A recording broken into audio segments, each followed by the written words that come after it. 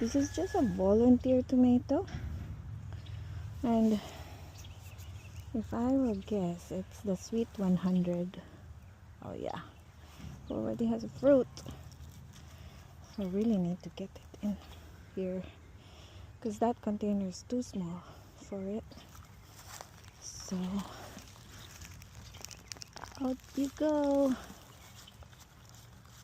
Alright, it's a lot of onions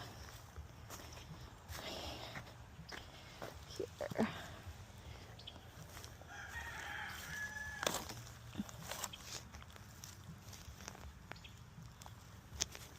Yeah.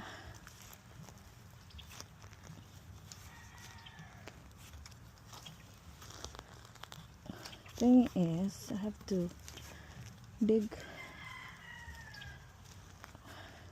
a bigger hole or a deeper one because this tomato is already big.